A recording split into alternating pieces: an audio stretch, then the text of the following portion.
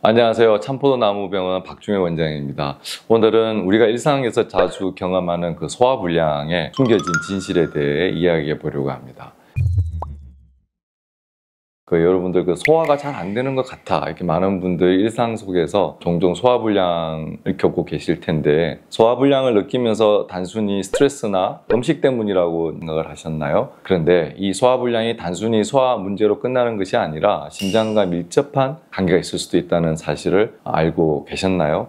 지금 겪고 계시는 소화불량, 심근경색의 전조 증상일 수도 있습니다.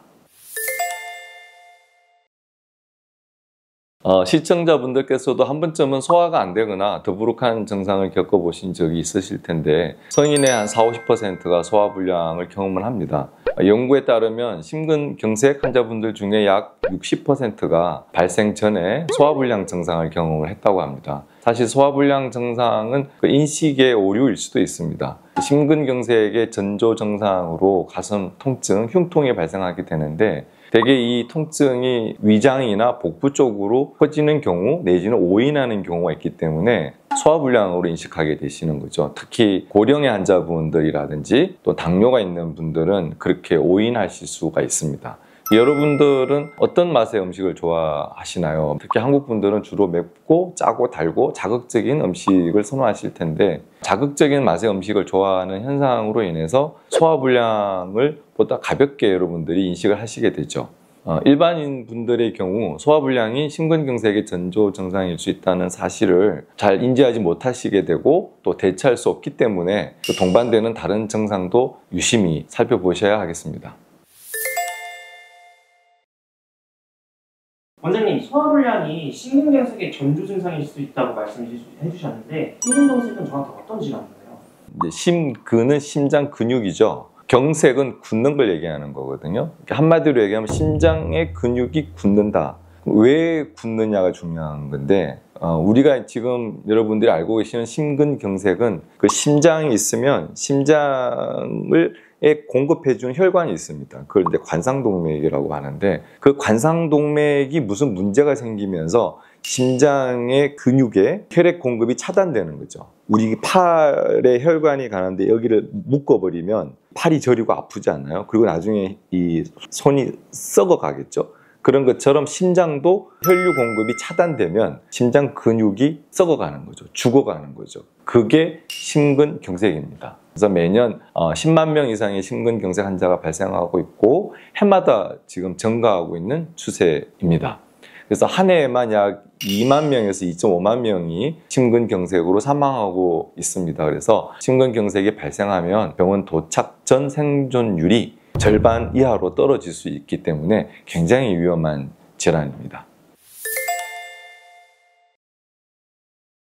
심근경색의 전조 증상은 소화불량 외에 다른 것도 있을까요? 대표적인 건 흉통이죠. 근데 여러분들이 심근경색이 일단 오기 전에 느끼는 증상이 있습니다. 첫 번째는 극심한 피로감을 느끼실 수가 있습니다. 예전에는 안 그랬는데 요즘 너무 피곤해. 또 이유 없이 굉장히 지쳐. 평소와는 다른 극심한 피로감은 이제 심근경색의 전조 증상일 수 있겠습니다. 결국은 심장이 하는 역할은 우리 몸에 피를 보내서 산소를 주는 거잖아요. 그럼 그게 안 되니까 뇌에 산소 부족하게 되면서 피로감을 느끼게 되고 호흡곤란이나 이런 걸 느끼게 되는 거죠. 그래서 삶에 집중하는 모습은 언제나 아름답죠. 하지만 극심한 피로 앞에서는 당장 쉼표를 찍어야 됩니다. 심장이 꺼져가고 있다는 신호일 수 있기 때문이죠. 두 번째는 불안감과 급작스런 땀이 나는 증상이 나타날 수 있습니다. 불안감은 머리뿐만 아니라 심장이 함께 느끼는 감정일 수 있는데, 대개 환자분들이 착각하시죠. 내가 뭔가 다른 일로 인해서 불안하다.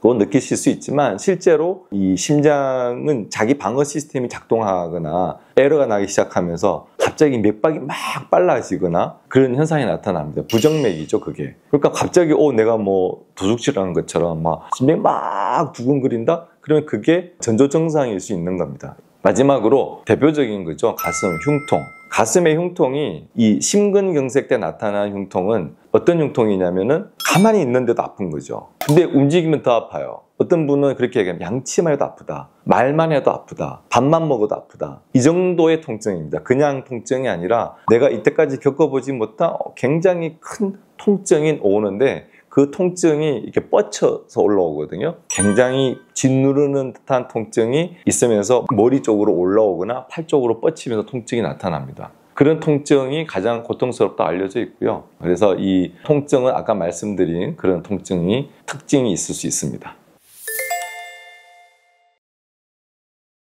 심근경색은 예방이 제일 중요하죠. 그래서 위에서 말한 당뇨가 있다든지 고지혈, 즉 고혈압이 있다는 분들은 이거를 조기에 빨리 컨트롤 하시는 것이 심근경색의 가장 중요한 예방법이 되겠습니다. 그래서 고혈압, 당뇨, 고지혈이 있다면 전문의와 상의하여 약물 치료를 하심으로써 위험 인자를 미리 제거하는 것이 중요하겠죠. 또한 자꾸 운동을 하루에 30-40분씩 약간의 땀이 날 정도의 운동을 해주시면 혈관이 발달이 되면서 혈액이 원활하게 흐르게 되죠. 그래서 그런 게 굉장히 중요하고 당연히 금연하셔야 되겠고 또 식사도 저지방식이와 함께 신선한 채소, 과일 섭취하는 이런 건강한 식습관을 가지는 것이 굉장히 중요할 수가 있고 무엇보다 여러분들이 한번 자기를 돌아보셔야 될 겁니다. 그래서 내가 옛날하고는 다르게 요새는 뭐 언덕을 올라가면은 답답한 것 같아. 뭐 이런 느낌이 있습니다. 미리 사인을 주거든요.